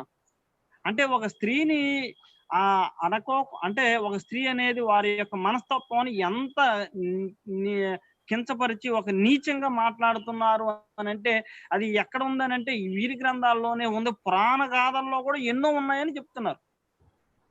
ఇకపోతే బైబిల్ ఏం చెప్తుందంటే, ఎఫెసీ పత్రికలో తండ్రులారా మీ యొక్క పిల్లలను ప్రేమించండి అని అంటున్నాడు అనమాట. తండ్రులారా మీ యొక్క పిల్లలను ప్రేమించండి, పిల్లల కొరకు మీరు ఒక ఆస్తిని సమకూర్చండి అని బైబిల్ చెప్తుంది. అయితే ఈ స్త్రీల గురించి ఎంత హీనంగా రాస్తున్నారో చూడండి. రసికుడు అంటే వీళ్ళకి కొడుకు మీద కన్న ప్రేమ, సంభోగ కుశలుడైన ప్రియుడికి వీళ్ళకి ప్రాణాధికుడు. అంటే పిల్లలను కూడా చూసుకోరు. అంటే ఒక స్త్రీని ఎంత దిగజార్చి కన్నపేగు తెంచుకొని పుట్టినటువంటి పిల్లలను కూడా వదిలేస్తారు అని ఎంత నీచాతనీతంగా మరి ఒక స్త్రీని ఒక వివక్ష చూపించి రాసింది వీరి గ్రంథాల్లో ఉందా, మన గ్రంథాల్లో ఉందని అంటే, చక్కగా నేను పేజీ నెంబర్తో సైతం దేవి భాగవతం 720 719 పేజీ నుంచి కొన్ని మాటలుగా చదువుకుంటూ వచ్చాను. వీరి గ్రంథాల్లోనే పెట్టుకొని ఇటువంటి నీచమైనవి మరి వివక్ష అనేది ఒక మనిషి అనేది చూపించవలసింది పోయి దేవుళ్ళు చూపిస్తున్నారు అని అంటే మరి ఏ రీతిగా ఉంటుందన్నా? అయితే ఇప్పుడు ఈ కరుణాకర్ అనే వాడు ప్రజల్ని చాలా మోసం చేసేస్తున్నాడు అన్న. నేను గత కొంతకాలం నుంచి ఈ వీడియోలు చేసేటప్పుడు కాడి నుంచి పెడుతున్నప్పుడు అంతకు ముందు హిందువులు అనేవారు చాలా మంది వచ్చేవారు అనమాట. పాపం వాళ్ళు ఎంత అమాయకులు అని అంటే చాలా అమాయకులు అనమాట. వారి గ్రంథాల్లో అసలు ఏమున్నదో తెలియట్లా. వీడు ఏదైతే చెప్తాడో కొంతమంది అయితే అది గ్రహించి చాలా మంది అయితే ఆగిపోతున్నారు. అంటే వీరి గ్రంథాల్లో ఇంత రోత ఉందా, వీరి గ్రంథాల్లో ఇది ఉందా అని. మన సాంసరావు బ్రదర్ కూడా ఒక స్త్రీ కూడా ఒక చెల్లెలు కూడా పెట్టింది, బ్రదర్ ఇంత ఉంది, ఇటువంటివి ఉన్నాయా అని ఎంత అసలు ఆశ్చర్యపోతున్నారంటే, మనిషి అన్న వాళ్ళు ఎవరైనా చదివితే అసలు చిచ్చి ఇంత నికృష్టంగా ఉంటాయనిపిస్తుంది. ఈ రోజు ధర్మ మార్గం భాస్కర్ అనేవాడు కూడా ఒక లైవ్ పెడితే దాంట్లో కూడా ఎక్కువ మంది వెళ్ళిపోతే ఆ గ్రంథాలన్నీ మాకు ప్రామాణికం కాదంటున్నాడు. వీడి గ్రంథాలన్నీ ప్రామాణికం కాదు అన్నప్పుడు ఆ ప్రామాణికమైతే ఏదైతే ఉంటాయో ఆ గ్రంథాలను తీసుకొచ్చి పెట్టి, ఇదిగో పలానా వారు నవీన్ గారు కానీ, లేకపోతే క్రాంతి గారు కానీ, సాంబశివరావు గారు కానీ, జాన్కోయ్య ప్రభుదాస్ గానీ మాట్లాడుతున్న గ్రంథాలు ప్రామాణికం కాదని నిరూపణ చేయాలి. క్రాంతి గారు చెప్పండి, చెప్పాలనుకుంటున్నారు. అదే ఇప్పుడు కరుణాకర్ గారి విషయంలో ఇప్పుడు ఈయన ఎత్తారు కదా, కరుణాకర్ గారు రాసిన పుస్తకాలు, కరుణాకర్ అనే వ్యక్తి చేసిన వీడియోస్ వల్ల చాలా మంది మోసపోయారనే విషయానికి ఒక మాట చెప్తాను. ఇటీవల కాలంలో ఒక ఆయన నాకు ఫోన్ చేశారండి, వెంకటేశ్వరరావు గారు అంటే ఆయన పేరు. కరుణాకర్ పిచ్చోడు బాగా. అంటే నామకార్థ క్రైస్తవుడిగా జీవించేవాడు కానీ కరుణాకర్ వీడియోస్ వచ్చిన తర్వాత, కరుణాకర్ పుస్తకాలు వచ్చిన తర్వాత వెంటనే తెప్పించుకుని పుస్తకాలు చదివేసి వీడియోస్ రోజు ఏ వీడియో వస్తుందని ఎదురు చూసి చూసేవాడట. చూసి మొత్తం విశ్వాసాన్ని పోగొట్టుకుని కరుణాకరే కరెక్ట్ అన్న నిర్ణయానికి వచ్చేసాడట. ఓకే. వచ్చేసిన తర్వాత మళ్ళీ మనం పెట్టే వీడియోలు, నేను రాసిన బుక్స్ ఇవి కూడా తెప్పించుకుని చదివిన తర్వాత ఇతనికి కరుణాకర్ ఎంత మోసగాడో అర్థమైందట. అంటే ప్రత్యక్ష సాక్షి అనమాట అండి ఇక్కడ. అందుకు నేను చెప్పబోయాను, ప్రత్యక్ష సాక్షి మనం చెప్పడం కాదు. ఒక బయట ఉన్న వ్యక్తి కరుణాకర్ వీడియోస్ చూస్తూ ఎంతో ప్రేమగా, కరుణాకర్ అంటే ఇంకా చాలా మహాజ్ఞానాన్ని నమ్మిన వ్యక్తి, చివరికి అతను ఇప్పుడు ఏమంటున్నాడంటే కరుణాకర్ అంత మోసగాడు ఇంకొకడు ఉండడండి. ఎంత మోసపోయానండి బాబు నేను ఆడు పుస్తకాలు చదివి. నిజం తెలిసే వరకు నిజం అదే అనుకున్నానండి. ఆడు మాటను నమ్మి నా కాలు పోగొట్టుకున్నానండి. నేను రోగిని అయిపోయానండి, మంచం మీద పడ్డానండి, దేవుడికి వ్యతిరేకంగా ప్రవర్తింతే ఎంత శాపం వస్తుందని నాకు ఇప్పుడు అర్థమైందండి అంటాడండి. నిజమండి ఇది. వీలైతే ఆ బ్రదర్ తో మాట్లాడి లైవ్ లో తీసుకురండి ఒకరోజు. రేపు ట్రై చేస్తాను నేను, ఆ నెంబర్కు మళ్ళీ ఫోన్ చేస్తాను నేను. అంటే ఇది ప్రత్యక్ష సాక్ష్యం అనమాట అండి. ఇలాంటి ఒకటి కాదండి, 2-3 అప్పుడే నా దగ్గరికి వచ్చినాయి ఈ మధ్య కాలంలో అంటే ఇప్పుడు ప్రజలు కరుణాకర్ మత్తులోంచి బయటకు వచ్చేస్తున్నారు కూడా. త్వరలో మొత్తం మూటముళ్ళు చదువుకుని ఎవరిళ్ళకి వెళ్ళిపోతారు వీళ్ళు ఖచ్చితంగా. ఏ బుక్స్ అయితే చూసుకుని విర్రవీగుతున్నాడో ఆ బుక్స్ కూడా అయిపోతుంది. ఎందుకంటే మొదట్లో ఉన్న ప్రభావం ఇప్పుడు కూడా లేదు. మన వీడియో చూసిన తర్వాత చాలా మంది నిజం తెలుసుకుంటున్నారు, హైందవ సహోదరులు కూడా. ఎక్కువ రోజులు నిలబడదు కదా, ఎన్ని రోజులు అబద్ధం మీద కట్టుకుంటాడు ఇల్లు. బ్రదర్ ముగించండి. ముగిస్తున్నాం బ్రదర్. ఈ రోజు మదర్ షేక్ బ్రదర్ స్త్రీల గురించి హైందవ గ్రంథాల్లో ఏముంది, బైబుల్లో ఏముంది అనేది సహోదరులు మీరు చాలా చక్కగా వివరించారు, సంతోషం. అయితే కొంతమంది ఈ బొక్కల డాక్టర్ లాంటి వాళ్ళు లేదా రాధా మనోహర్ దాస్ లాంటి వాళ్ళు లైవ్లు పెట్టి వాళ్ళు ఏం చెప్తున్నారంటే దుష్ప్రచారం చేస్తున్నారు. అంటే కొంతమంది అడుగుతున్నారు హైందవ సహోదరులు, అంటే వాళ్ళ మనసులో క్రియ జరుగుతుంది. మన వీడియోలు చూసినప్పుడు వాళ్ళ మనసులో క్రియ జరిగి వాళ్ళు ప్రశ్నలు వేస్తున్నారు. సార్ వాళ్ళు లైవ్ పెడుతున్నారు, గ్రంథాల గురించి పలానా ప్రశ్నలు అడుగుతున్నారు, మరి ఏది పరిస్థితి అని అడిగినప్పుడు వాళ్ళ దగ్గర సమాధానం లేక వాళ్ళు చెప్తున్నటువంటి మాట ఏందయ్యానంటే వాళ్ళు చూపించే గ్రంథాలు ప్రమాణం కాదు, 10 రూపాయల పుస్తకాలు అని అంటారు. 10 రూపాయల పుస్తకాలు అంటే ఈ పుస్తకం 10 రూపాయలకి ఎవడిస్తున్నాడు, బొక్కల డాక్టర్ వాళ్ళ బాబు ఇస్తున్నాడా ఏందని చెప్పి ప్రశ్నిస్తున్నారు. ఈ పుస్తకాలు 10 రూపాయల, లక్షల రూపాయలు పెట్టి పుస్తకాలు కొనుక్కొస్తే 10 రూపాయలు అంటే దీన్ని బట్టి ఏమర్థం అవుతుందంటే మనకి వీళ్ళకి చేతులు ఎత్తేసారు సమాధానం. అంటే వీళ్ళు ఇండైరెక్ట్ గానే ఒప్పుకున్నారు దాదాపుగా. అంటే ఇక వీళ్ళు చెప్పినవన్నీ కూడా కరెక్టే. సాంబశివరావు, నవీన్ వీళ్ళంతా ఎవరైతే వాళ్ళు ఉన్నారో ముందుకు వచ్చి మాట్లాడుతున్నారో క్రైస్తవులు సోషల్ మీడియాలో, వాళ్ళు చెప్పేవన్నీ కూడా వాస్తవాలు. ఇక వాళ్ళని ఎదుర్కొనే శక్తి మన దగ్గర లేదు. మనల్ని మించినటువంటి గ్రంథాలు వాళ్ళ దగ్గర ఉన్నాయి. ఇక మన పప్పులు ఉడక అక్కడ ఇదివరకు ఇట్లా కుదిరే పని కాదని అర్థమైపోయి వాళ్ళకి ఏం చేస్తున్నారంటే ఇక అవి ప్రమాణం కాదు, 10 రూపాయల పుస్తకాలు అని అంటున్నారు. నేను ఇలాంటి నేను చేసే సవాల్ ఏందయ్యానంటే బొక్కల డాక్టర్ కానీ కరుణాకర్ గారు కానీ ఎవరైతే ఈ ప్రమాణం కాదని చెప్పేసి కొన్ని ఈ అడుగు తినే కుక్కలు కొన్ని ఉండే సోషల్ మీడియాలో, ఇలాంటి వాళ్ళందరికీ నేను చెప్పేది ఏంటంటే ఇప్పుడు మేము పలానా గ్రంథం చూపించి మాట్లాడుతున్నాం. పేటిఎం బ్యాచ్ అన్న, పేటిఎం బ్యాచ్, పేటిఎం తర్వాత ఈ పేటిఎం బ్యాచ్ వీళ్ళందరూ నేను చెప్పేది ఏంటంటే ఇది ఇక్కడ సంస్కృత గ్రంథం ఉంటుంది. ఇది స్కంద పురాణం, ఒక వాల్యూమ్ ఇది దాదాపు ఇది 7 వాల్యూమ్స్ ఉంటుంది. 7 వాల్యూమ్స్ ఎంతో తెలుసా? 15,000. 15,000 7 వాల్యూమ్స్ ఒక స్కంద పురాణం.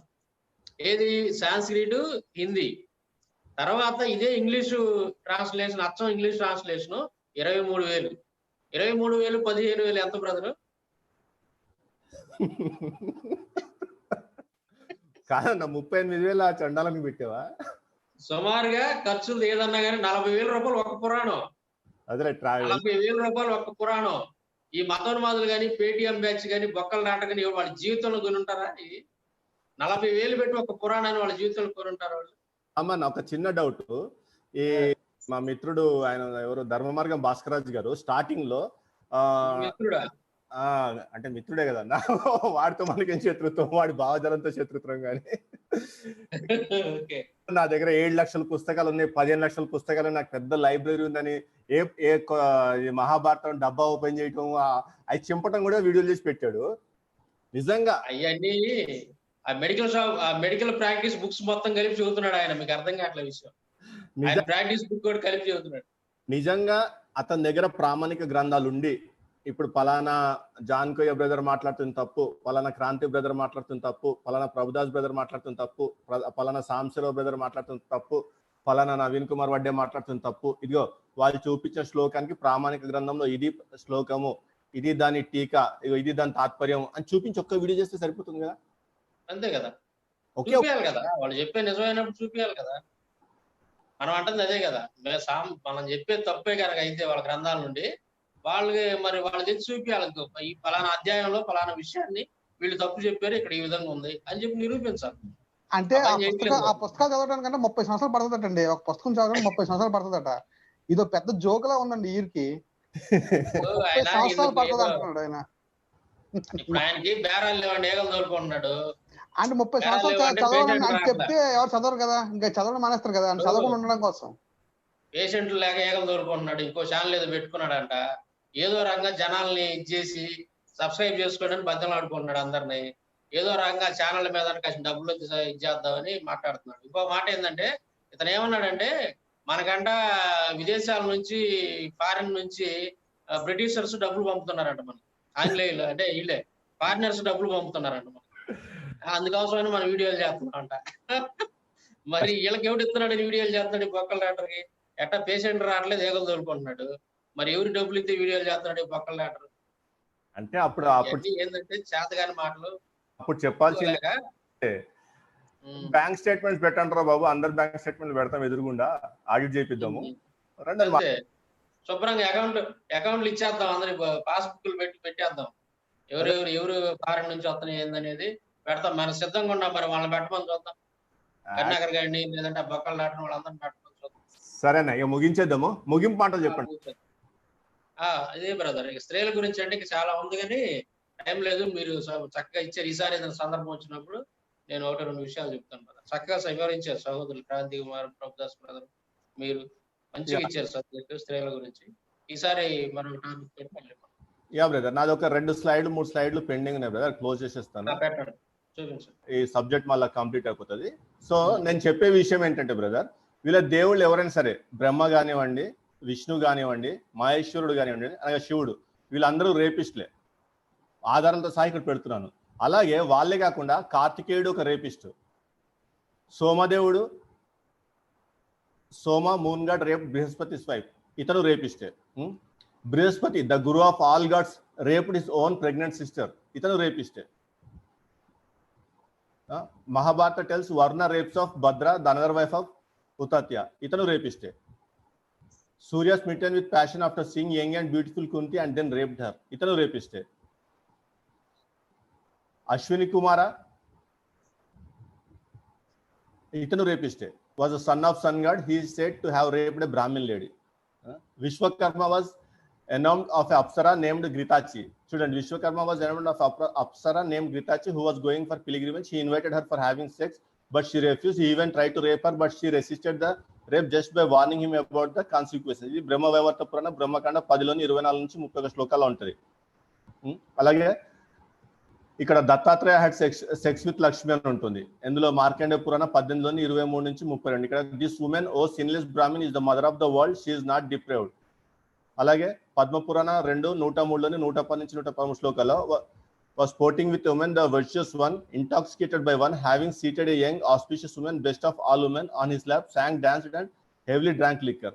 సో నేను చెప్పేది ఏంటంటే, వీళ్ళు ఎవరెవరినైతే దేవుళ్ళుగా చెప్తున్నారో ప్రతి ఒక్కరికి ఒక రేప్ చరిత్ర, ఘన చరిత్ర అనేది ఉంది, ఆధారాలతో చూపిస్తున్నాము. అదే బైబిల్కి వచ్చేసరికి ఎక్కడ కూడా దేవుడు అపరిశుభ్రమైన కార్యం చేసినట్టు కానీ ఎక్కడ లేదు. ఇంకా యేసు ప్రభు లోకానికి ఒక ఛాలెంజ్ విసురుతాడు, నేను నాలో అపరిశుద్ధత లేకపోతే నాలో తప్పు ఏమైనా ఉంటే లోపం ఏమంటే చూపించండి అని చెప్పేసి. ఆయన పరిశుద్ధుడు. నేను చెప్పేది ఏంటంటే, మీరు మీ గ్రంథాలు చూపించి మాట్లాడండి, అందులో ఇది ఎందుకు తప్పు కదా వివరించండి. ఎందుకంటే మీ గ్రంథాలు మీ హిందువులే చెప్తున్నారు మా దేవుళ్ళు రేపిస్టులు అని చెప్పేసి. ఇందాక చూపించాను.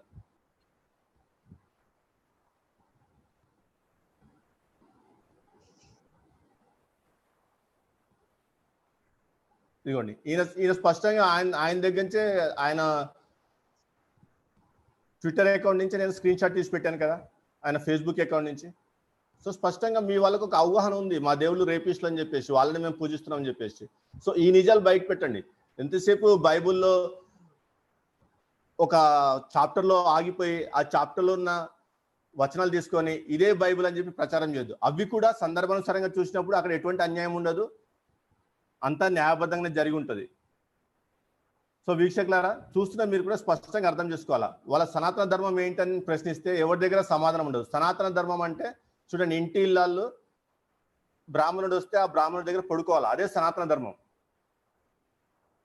సో జాగ్రత్తగా గ్రంథాలు పరిశీలించండి. ఒకవేళ మేము చూపిస్తున్న గ్రంథాలు అప్రామాణికమని మభ్యపరుస్తూ వాళ్ళ పబ్బం గడుపుకోవడానికి ప్రయత్నిస్తున్నారు. వాళ్ళ లైవ్లోకి వెళ్ళి వాళ్ళే అడుగుతున్నారు, బ్రదర్ వాళ్ళు ఈ విధంగా మాట్లాడుతున్నారు, ఆ గ్రంథాలు ఏంటంటే సింపుల్గా తప్పించుకోవడానికి ఏం చెప్తున్నారంటే అవి అప్రామాణికము అని చెప్తున్నారు. అలా కాకుండా ఏది ప్రామాణికమో, మేము చూపించింది ఏ విధంగా తప్పో చూపించి మాట్లాడితే వాడు నిజంగా ధర్మాన్ని రక్షించుకుంటానికి వచ్చినవాడు. లేదా పొట్టకూటి కోసం వీడియోలు మాట్లాడుతూ పబ్బం గడుపుకుంటూ ఛానల్పై ఛానల్ పెంచుకుంటూ, ఇప్పుడు శివశక్తి కూడా 2 ఛానల్స్ రన్ చేస్తుంది. ఎందుకు రన్ చేస్తుంది? డబ్బులు వస్తాయి ఛానల్స్ మీద.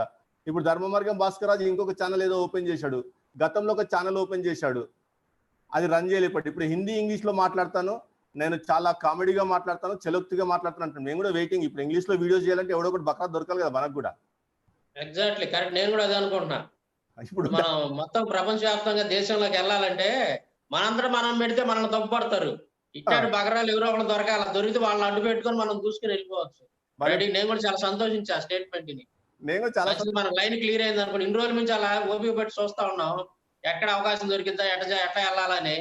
మంచిగా అవకాశం వచ్చింది, ఇప్పుడు దేవుడు మనకి వీళ్ళ రూపంలో ఇచ్చాడు, దూసుకుని వెళ్ళిపోవడం. ఎందుకంటే హిందీలో మాట్లాడేవారు ఉన్నారు, హిందీలో వీడియోస్ చేసే మన బ్రదర్స్ ఉన్నారు మన నెట్వర్క్ లో, ప్రాబ్లం లేదు. ఇంగ్లీష్ లో ఎవరు ఇట్లా మాట్లాడట్లేదు, మాట్లాడితే అప్పుడు మనం వీడియోస్ చేయొచ్చు. సో వీడు మనకి అవకాశం ఇస్తున్నాడు కాబట్టి దానికి కూడా దేవునికి స్తోత్రం చెప్పుకోవాలా, ఇలాంటి అవకాశం ఇచ్చినందుకు. సో బ్రదర్, ఇది వీక్షకులారా, జాగ్రత్తగా సత్యం మీద మీరు గ్రహించండి. అప్రామాణికం ప్రామాణికం అని గుర్తుపడటానికి పెద్ద విద్యం కాదు అది. ఎవరు ఆథరు, ఆ ఆథర్ గురించి చిన్న ఎంక్వైరీ చేస్తే ఆ ఆథర్ని సమాజం ఒప్పుకుందా లేదా, ఆ ఆథర్ యొక్క బుక్స్ వీళ్ళ హిందూ యూనివర్సిటీస్లో బోధిస్తున్నారు లేదా తెలుసుకుంటే చాలు మనకు. ఇంకొక పెద్ద విషయం చెప్పిన మీకు, ఇప్పుడు దయానంద సరస్వతి రాసిన వేదాలు అప్రామాణికం. ఏ హిందూ యూనివర్సిటీ కూడా వాళ్ళ యూనివర్సిటీలో వేదాలు బోధించవు, ఆయన రాసిన వేదాలు బోధించవు. ఎందుకంటే అప్రామాణికం అంటారు, అది తప్పు అని చెప్తారు వాళ్ళు యూనివర్సిటీ వాళ్ళు. కానీ వీళ్ళేం చెప్తారు, దయానంద సరస్వతి రాసింది ప్రామాణికం అని ప్రచారం చేస్తారు. అంటే ఏదైతే అప్రామాణికమో అది ప్రామాణికం అని ప్రచారం చేస్తున్నారు, ఏదైతే ప్రామాణికమో అది అప్రామాణికం అని ప్రచారం చేస్తున్నారు. దీన్ని బట్టన్నా మీరు వీళ్ళ యొక్క కుయుక్తిని అర్థం చేసుకోవచ్చు. జాన్కయ్య బ్రదర్, చిన్న ప్రార్థన చేసుకుంటే క్లోజ్ చేద్దాం బ్రదర్. సరేనండి. పరమ పరిశుద్ధులైన తండ్రి, ఈ నామాల స్తోత్రాలు. కంటని ఎంతవరకు కంటని చక్కగా మమ్మల్ని నడిపించే దాన్ని బట్టి స్తోత్రాలు. ఇందుకో ప్రపంచం సత్యాన్ని తెలుసుకునేలా సహాయం చేయండి కనతండ్రి. ప్రతి వారు సత్యం కోసం బ్రతికేటట్టుగా సహాయం చేయండి కనతండ్రి. నిజం తెలుసుకొని కనతండ్రి మీ దగ్గరికి వచ్చేలాగా సహాయం చేయండి కనతండ్రి. ఏ పుస్తకం అయినప్పటికీ అది పరిశీలించి అన్ని పుస్తకాలు చదివి గ్రహించి ముందుకు వచ్చేలా సహాయం చేయండి. ఇదిగో కనతండ్రి, ఎవరు మాకు శత్రువులు కాదు కనతండ్రి. మీ పుస్తకంలో కనతండ్రి, బైబిల్లో శత్రువుని సైతము ప్రేమించమన్నాం కనతండ్రి. మేము ప్రేమించి కనతండ్రి ఈ వీడియోలు చేస్తున్నాం, నిజాన్ని చెప్తున్నాం. వాళ్ళు అంగీకరించి ఆ నిజాలని కనతండ్రి ముందుకు వచ్చేలా సహాయం చేయండి. నిజం కోసం బ్రతికేలా సహాయం చేయండి. ప్రతి వారిని దీవించండి, ఆశీర్వదించండి. ఇదిగో కనతండ్రి, మరి ఎవరెవరైతే వీడియోలు చేస్తున్నారో ప్రతి వారిని కనతండ్రి దీవించండి కనతండ్రి. వారు కూడా కనతండ్రి మా శత్రువులు కాదు. భాస్కర్ రాజు గారిని అలాగే కరుణాకర్ కానివ్వండి కనతండ్రి, వీళ్ళు మార్చండి కనతండ్రి, నీ వైపు తిప్పండి. ఇదిగో కనతండ్రి, ఎందరో స్త్రీలు ఉన్నారయ్యా, స్త్రీమూర్తులు ఉన్నారు కనతండ్రి, వారందరికీ నా వందనాలు కనతండ్రి. వారందరినీ కనతండ్రి సత్యంలోకి నడిపించండి. సత్యం గ్రహించి వాళ్ళు నడిచేలా సహాయం చేయమని అడుగుతున్నాను కనతండ్రి. ఇదిగో కరోనాతో కనతండ్రి నా దేశం అట్టుకుపోతుంది కనతండ్రి. మరి కేసులు తగ్గేటట్టుగా సహాయం చేయండి. నీ అనుగ్రహంతో, నీ ప్రేమతో ప్రతి వారిని నీ వైపు తిప్పండి. స్వస్థత ఇవ్వండి, నా దేశాన్ని స్వస్థత ఇవ్వండి.